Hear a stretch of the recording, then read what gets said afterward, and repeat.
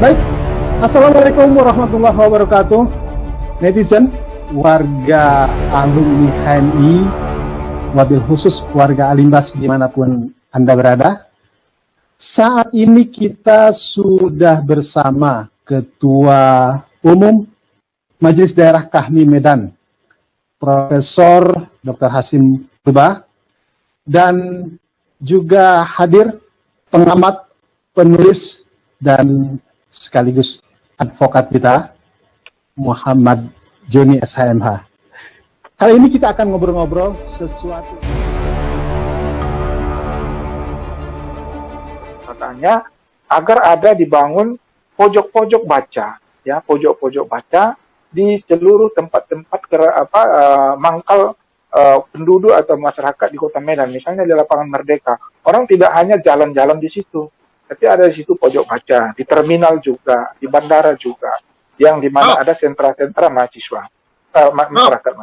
Ya. Terkait dengan Lapangan Merdeka, apa yang harus disampaikan kepada Wali Kota Medan untuk memulihkan kembali fungsi Lapangan Merdeka sebagai kawasan terbuka? Dan soal Sungai Deli, bagaimana kami menyikapinya untuk disarankan kepada Wali Kota Medan? Iya, ini persoalan Lapangan Merdeka, Bang Joni, memang sudah lama ini ya. Beberapa waktu yang lalu juga kawan-kawan pegiat di bidang ini mengajak saya berdiskusi menelaah secara hukum bagaimana, ya kan? Saya berharap menyarankan kemarin itu harus ada suatu advokasi yang kontinu bagaimana pemuliaan atau pengembalian fungsi Lapangan Merdeka itu sebagai situs sejarah, ya. Tetapi tidak pula harus menghabisi atau katakanlah menghindari bagaimana di sana bisa ada pengelolaan yang berbasis ekonomi yang sifatnya peningkatan kesejahteraan masyarakat. Saya menyarankan, beberapa kawan juga menyarankan sama dengan saya, sebaiknya ada sebenarnya kegiatan bisnis ekonomi di sekitar Lapangan Merdeka itu yang memasarkan produk-produk ciri khas Sumatera Utara, ya, ciri khas Sumatera Utara. Misalnya kita ini ada 8 etnis besar di Sumatera Utara, ya kan? Ini produk-produknya ini bisa dipasarkan atau dibuat semacam galeri kan namanya, atau apa namanya itu untuk pemasaran ini, ya. Jadi tidak hanya semacam motif ekonomi ansih, tapi ada di sana nilai budayanya. Dan masyarakat Sumatera Utara juga, khususnya Kota Medan, menjadi bangga. Artinya apa? Lapangan Merdeka yang mempunyai situs sejarah itu tidak tergerus oleh perkembangan ekonomi ansih, tapi dua-duanya ini bisa kita sejajarkan. Perkembangan sejarah juga bisa kemudian terlestarikan, tapi kegiatan yang berdimensi ekonomi, terutama yang mengembangkan ciri khas potensi daerah Medan dan Sumatera Utara bisa dikembangkan di sana, ya. Misalnya kuliner apa yang bisa kita kembangkan di situ dari segi daerah. Nah, ya, ini kan bisa kita kembangkan di situ. Itu kalau menurut saya. Sehingga situs atau jati diri Lapangan Merdeka sebagai situs sejarah tetap terpelihara dengan baik tanpa mengorbankan juga kegiatan bisnis yang bisa meningkatkan pendapatan masyarakat, tentunya juga pendapatan kepada pemerintah kota. Kemudian tentang Sungai Deli, ini sebenarnya pekerjaan yang harus menjadi prioritas, ya. Bagaimana Sungai Deli ini, kenapa di zaman dulu itu, menurut saya baca itu beberapa sejarah, itu dari Belawan itu bisa itu mendarat perahu atau kapal di belakang Istana Maimun. Sungai Deli itu bisa dijadikan seperti itu. Apakah ini tidak bisa kita gunakan seperti itu sekarang? Sebenarnya ini kan bisa dilakukan peremajaan kan namanya, atau pemulihan keadaan Sungai Deli itu sendiri. Bagaimana dia bisa menjadi sebagai daerah Sungai Deli yang bagus, menjadi daerah wisata dan juga sarana transportasi, ya. Kalau dia bisa menjadi sarana transportasi, katakanlah bisa menjadi penghubung dari satu daerah dari pusat Kota Medan sampai ke Pelabuhan Pelawan. Ini suatu efek positif yang bagus, di samping menghidupkan ekonomi di pinggiran sungai, kemudian masyarakat di pinggiran sungai, kemudian juga mengurangi kepadatan lalu lintas. Ini bisa dijadikan, saya pikir, ya, di beberapa negara. Kalau kita pergi ke beberapa negara, misalnya ke Bangkok itu, sungai itu menjadi tempat wisata, sekaligus juga menjadi sarana transportasi, ya. Ini Sungai Deli bisa dibentuk menjadi seperti itu. Saya pikir bisa, tidak terlalu susah itu kalau masyarakat dan Pemko Medannya mau benar-benar menjadikan suatu itu program unggulan. Itu harapan saya. Dan analisa yang disampaikan tadi, kira-kira apa kriteria yang cocok dan paten bagi pimpinan kami Medan ke depan? Mungkin bisa disampaikan visi dan pengalaman Profesor. Ya, saya berharap begini, pimpinan kami Medan tentunya ke depan sebagai ketua umum lah, saya katakan, karena itu menjadi simbol, walaupun nanti pimpinan kan kolektif kolegial, ya, tapi ketua umum nanti haruslah bisa satu bagaimana memahami culture kami sendiri dan HMI. Itu harus penting, ya, culture di kami dan HMI. Mengurus kami ini kadang-kadang harus ada seninya juga, ya kan. Berbeda kalau kita mengurus suatu korporasi atau organisasi politik. Ini kan ada seninya di sini. Guyup sih guyup, silaturahim, tapi kadang-kadang perlu ada ketegasan untuk mengambil suatu keputusan atau sikap organisasi. Yang kedua, keberanian, ya, keberanian untuk berani menegakkan ataupun katakanlah untuk menyatakan yang benar ya benar gitu. Jadi kritisme tetap ada dibangun, di samping juga berbasis intelektualitas, ya, intelektualitas. Karena kita di Kahmi kan berasal dari HMI. Ciri intelektualitas ini kan modal kita. Diskusi-diskusi intelektualitas atau debat, dialog itu harus hidup di kalangan keluarga besar Kahmi. Kemudian memahami bagaimana masyarakat Kota Medan, ya. Masyarakat Kota Medan ini kan miniatur, katakanlah, sebagai kota terbesar di Sumatera Utara, perkumpulan dari bertemunya beberapa etnis yang heterogen. Ini harus kita pahami, ya, heterogen dari suku, dari agama, dari bahasa dan seterusnya itu harus dipahami oleh seorang ketua umum kami Medan yang akan datang. Kemudian juga kebutuhan mendasar Medan ini apa, ya, apa di sektor berbagai bidang tadi, pendidikan apa, ekonomi apa, transportasi apa, dan pembangunan infrastruktur apa, bagian pembangunan sosial kemasyarakatan harus dipahami juga nanti oleh seorang calon ketua umum, ya, yang kita harapkan nanti inilah nanti menjadi duta kita untuk membawa kami menjadi bagian atau elemen dari komunitas masyarakat Kota Medan secara keseluruhan yang bisa mewarnai pembangunan di Kota Medan. Saya pikir itu, Bang Joni. Ya, Prof. Ini menarik kualifikasi yang dipaparkan untuk, ya, harapan munculnya calon ketua umum ini. Dari yang sudah melapor ke Prof.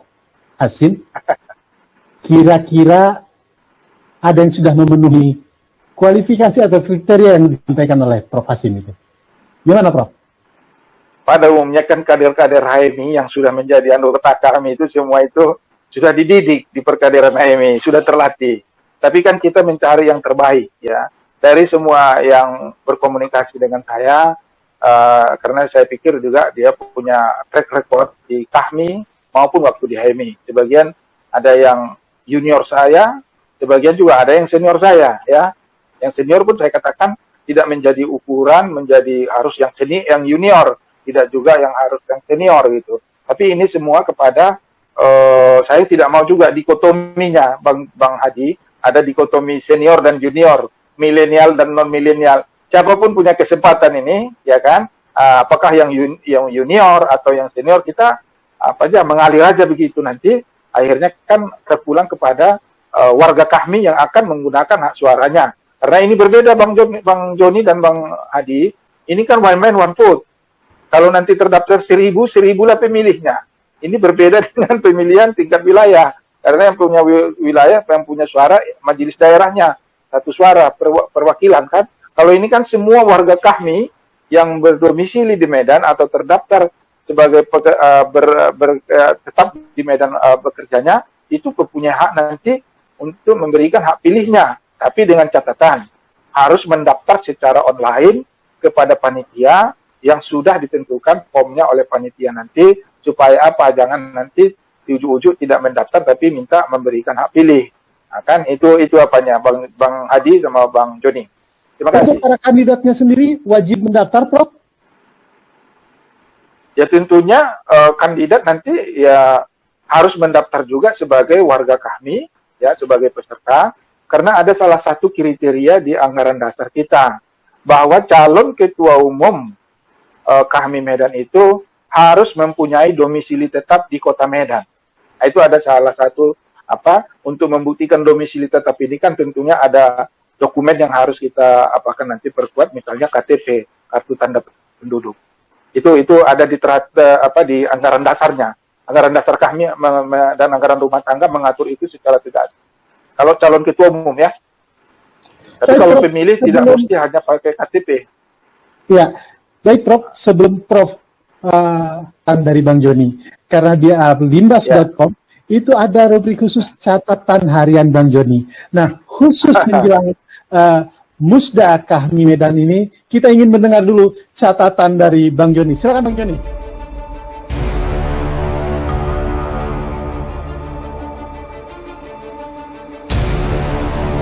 Ya, terima kasih host Abah Hadi. Catatannya tidak banyak, hanya 2-3 kalimat saja, bahwa Kahmi Medan dalam hal ini adalah dipimpin oleh Profesor Hasim Purba, tentu bukan hanya melaksanakan Musda, tapi melaksanakan peran sejarahnya, di mana baru kali inilah Kahmi melakukan proses reorganisasi, kaderisasi organisasi dengan media yang berbeda dari yang biasa. Ini menjadi sebuah tantangan dan karena itu kita harus bisa mendukung, dan saya kira juga Alimbas TV bersedia untuk menjadi media partner dalam rangka mensukseskan gagasan itu. Yang kedua, Kahmi Medan tidak kekurangan kader dan tidak kehilangan visi untuk menyampaikan tugas-tugas kecitaannya dalam kerangka 5 kualitas insan cita HMI yang diteruskan dan dilanjutkan sampai menjadi Kahmi dan menjadi alumni HMI tentunya, dan kita berharap bisa memaknainya sebagai kelanjutan daripada perjuangan kader HMI untuk melaksanakan visinya sebagai 5 kualitas insan cita dengan bersyukur dan ikhlas, yakin usaha sampai. Dan yang ketiga, saya kira kita akan terus menjadi bagian penting untuk menggerakkan masyarakat cita, kemudian bangsa dan negara kita menjadi negara yang lebih baik, baldatun thayyibun wa rabbur, dan tetap tumbuh sehat dan menyegarkan demokrasi yang sangat penting, kontribusi Kahmi dan juga HMI dalam rangka menjaga demokrasi, hak asasi manusia yang bagian yang tidak kalah penting dari cara kita berbangsa dan bernegara.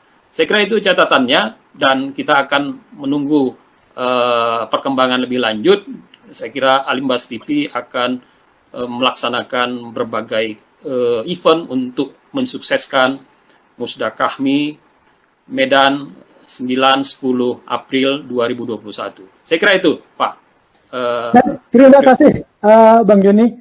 Bang netizen, demikian tadi bincang-bincang dengan kita, namun bernas, seputar menjelang pelaksanaan Musda Kahmi Kota Medan tahun 2021.